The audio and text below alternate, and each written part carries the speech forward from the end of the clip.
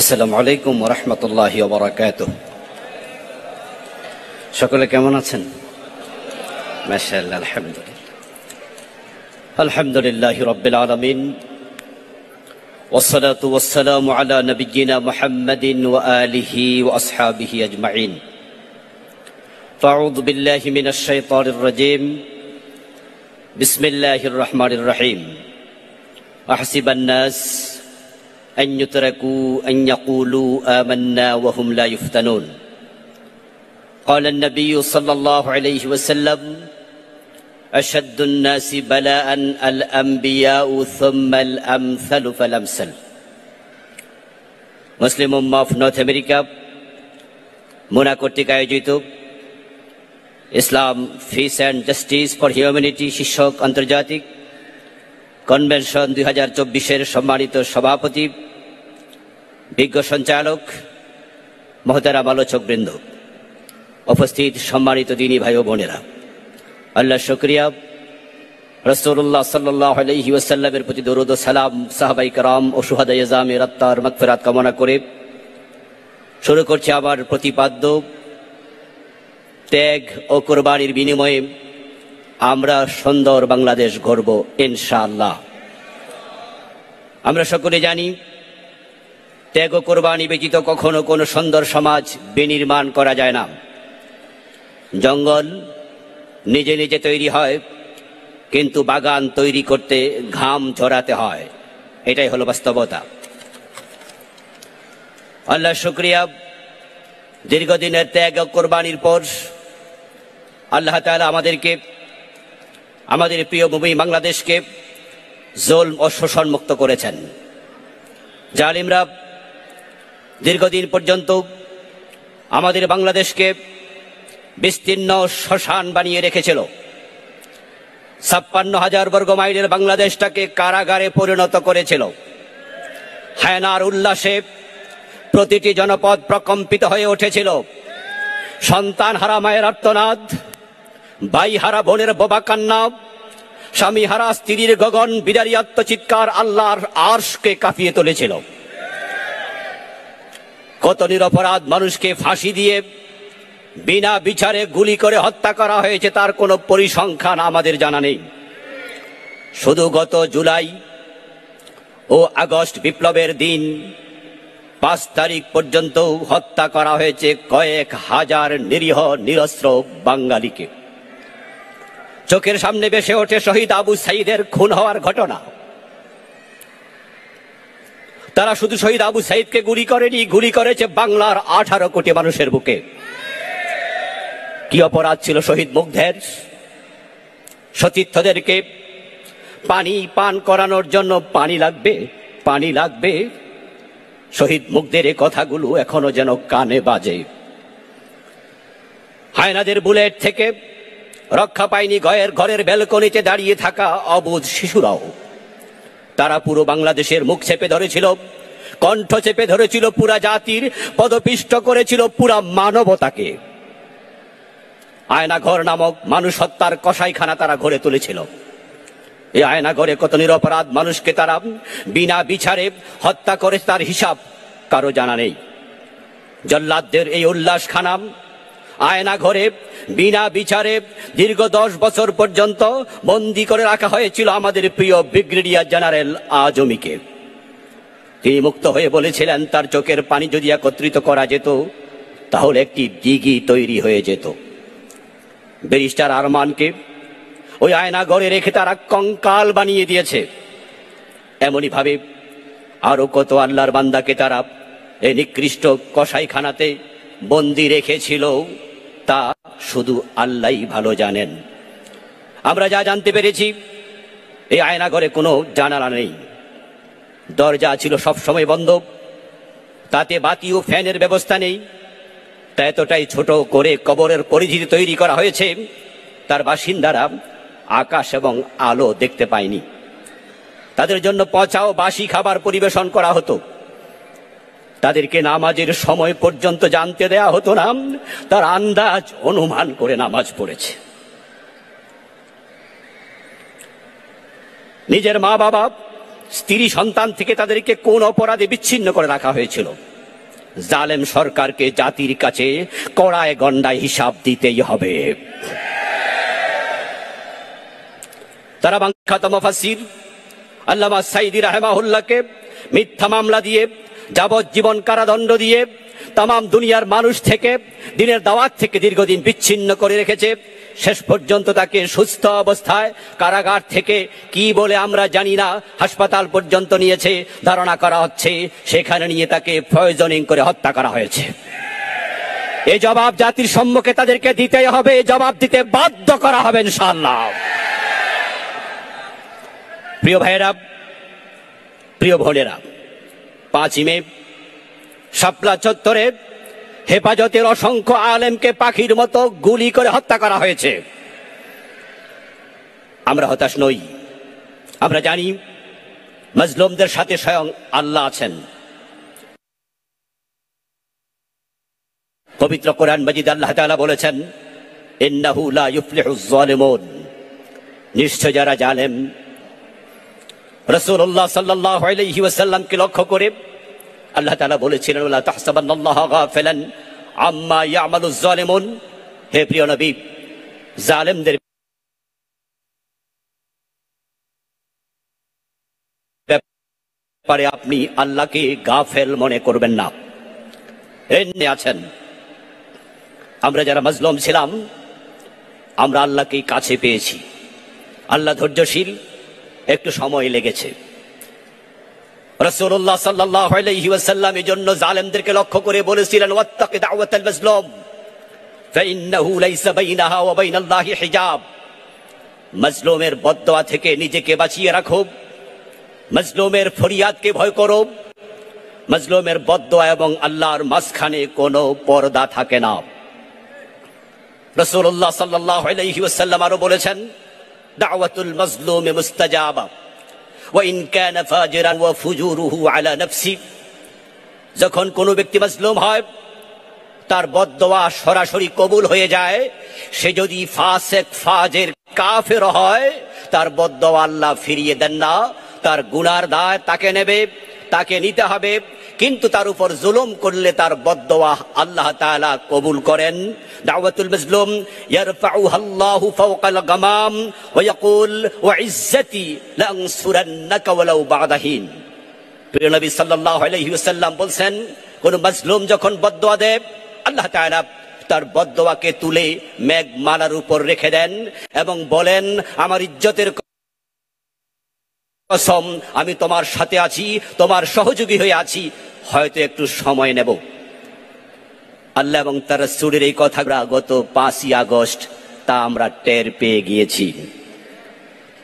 জালেমদেরকে তাদের শেষ পরিণতির কথা স্মরণ করিয়ে দিয়ে বহু আগে আল্লামা সাইদি রাহিমাহুল্লাহ বলেছিলেন, থেমে যাও আর জুলুম করো না, নচেত এমন সময় আসবে ইঁদুরের গর্তেও লুকানোর জায়গা পাবে না। আল্লামা সাইদি রাহিমাহুল্লাহ আরো বলেছিলেন, বেশি বাড়াবাড়ি করলে বাংলার 18 কোটি মানুষ গাছের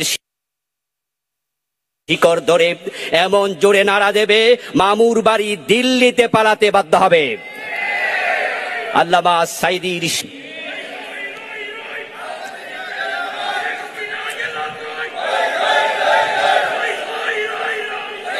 আমার প্রিয় ভাইয়েরা, ইতিহাস যারা পড়েছেন তারা জানেন, রাজা লক্ষণ সেন নিজের জীবন বাঁচানোর জন্য তার রাজপ্রাসাদের পিছনের দরজা দিয়ে পালিয়ে গিয়েছিল। বাংলার ইতিহাসে এই স্বৈরাচার শেখ হাসিনার মতো আর কোন সরকার লক্ষণ সেনের পরে আর পালায়নি। এই পলানোর চেয়ে তার মৃত্যুটাই শ্রেয় ছিল, এর চেয়ে লজ্জার আর কিছু হতে পারে না। এই হচ্ছে মাজলুমের ফরিয়াদের ফলাফল।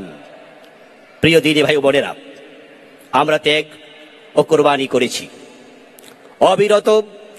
1 যুগের বেশি সময় ধরে কঠিন পরীক্ষার ময়দানে আমরা সময় পার করেছি। আলহামদুলিল্লাহ, আল্লাহ আমাদেরকে পুরস্কৃত করেছেন। এখন বাংলাদেশ হায়না মুক্ত, জালেমের জুলম ও শোষণ মুক্ত।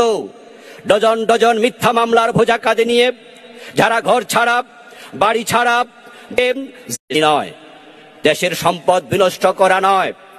আসুন সকলে মিলে একটি বসবাসযোগ্য বৈষম্যহীন সোনার বাংলা গড়ে তুলি। সংখ্যালঘুদের প্রতি কোনো অবিচার যেন না হয় সে বিষয়ে সচেতন হই। কোন রকমের কূপ অথবা প্রতিবিবের কোন ষড়যন্ত্র যেন করতে না পারে সে ব্যাপারে সতর্ক দৃষ্টি রাখা প্রয়োজন। আমরা যারা দীর্ঘদিন মজলুম হয়ে আছি মনে রাখতে হবে বিপ্লবের পর আমরা যেন জালেমের ভূমিকায় অবতীর্ণ না হই। ইতিমধ্যে বাড়িঘর লুট হয়েছে, মালামাল লুট হয়েছে। আমরা যারা বিপ্লবের পক্ষে এর দায়ভার হয়তো আমাদের কাঁধে আসবে। এজন্য বাংলাদেশকে শান্তি এবং পরিবেশ দেয়া আমাদের দায়িত্ব। সকলকে সচেতন থাকার পরামর্শ দিচ্ছি।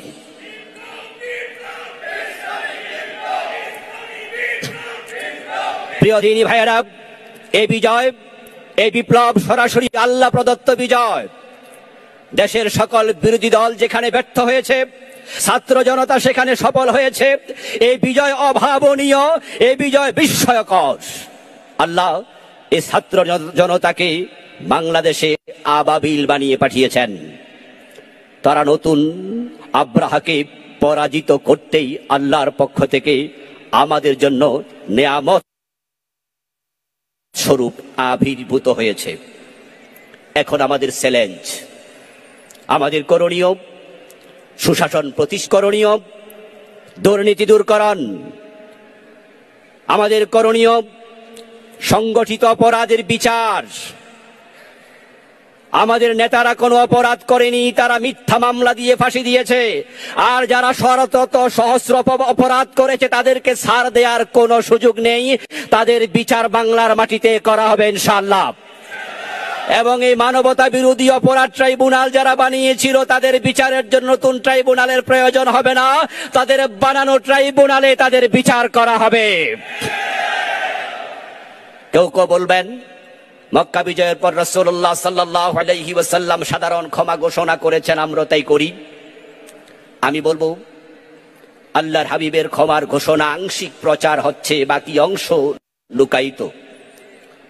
রাসূলুল্লাহ সাল্লাল্লাহু আলাইহি ওয়াসাল্লাম মক্কা বিজয়ের পরে বলেছিলেন, লা তাসরিবা আলাইকুমুল ইয়াউম ইল্লা ফুলানান ওয়া ফুলানান ওয়া ফুলানা। কিন্তু লা তাসরিবা আলাইকুমুল ইয়াউম শব্দ পর্যন্ত প্রচার হয়, ইল্লা ফুলানান থেকে বাকিটুকু সকলেই প্রচার করছে না। আল্লাহর হাবিবের বক্তব্যের অর্থ ছিল, আজকে তোমাদের প্রতি কোনো প্রতিশোধ নেই, ক্ষমা করে দেয়া হলো, তবে অমক অমক অমকের কোনো ক্ষমা নেই। যারা মানুষ হত্যার সাথে জড়িত তাদেরকে ক্ষমা করার কোনো অধিকার আল্লাহ তাআলা দেন নাই কোনো ব্যক্তিকে, শুধু ক্ষমা করার অধিকার দিয়েছেন নিহত ব্যক্তির পরিবারকে। এই জন্য প্রিয় নবীজি হত্যাকারীদেরকে ক্ষমা করেননি। ক্ষমা করেননি ইবনু খাতালকে, ক্ষমা করেননি ইকরামা ইবনে আবু জেহেলকে, এভাবে আরো অনেকের নাম বলেছেন ক্ষমা করা হবে না। যদিও কেউ কেউ পরবর্তীতে ঈমান এনেছেন, আবার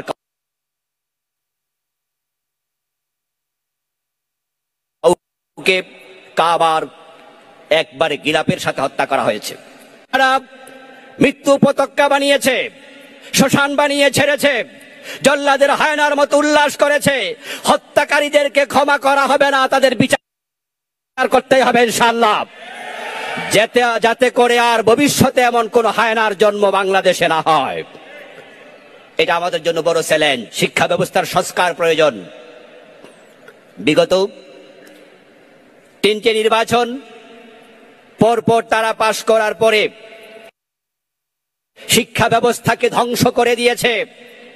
ছোট ছোট বাচ্চাদের হাতে তারা এমন কিছু উপাদান পৌঁছিয়ে দিয়েছে, গিটার বাজানো, হারমোনিয়াম বাজানো, তবলা বাজানো, সমকামিতার সাপ্লাই, শরীফ থেকে শরীফা হওয়া, আরো কত কিছু, টোটাল শিক্ষা ব্যবস্থাকে তারা ধ্বংস করে দিয়েছে। আলহামদুলিল্লাহ ইতোমধ্যে উদ্যোগ নেওয়া হয়েছে এবং আপনারা জেনে থাকবেন শিক্ষা কারিকুলামকে স্থগিত করেছে। এটা বাংলাদেশের মানুষ আবার শিক্ষা ব্যবস্থাকে আসল ট্র্যাকে ফিরিয়ে আনতে হবে ইনশাআল্লাহ। দিন বিজয়ের পরিবেশ তৈরি করা আমাদের জন্য সবচেয়ে বড় চ্যালেঞ্জ। বিপ্লব, এই ছাত্র বিপ্লব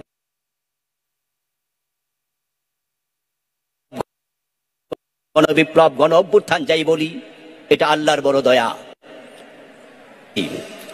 আমার আগের বক্তারা বলেছেন, এটা আমরা হৃদয় থেকে অনুভব করি। গত এই দুঃসময়ে বাংলাদেশে এমন কোন ইসলামী দল নাই যাদের উপর জুলুম করা হয়নি।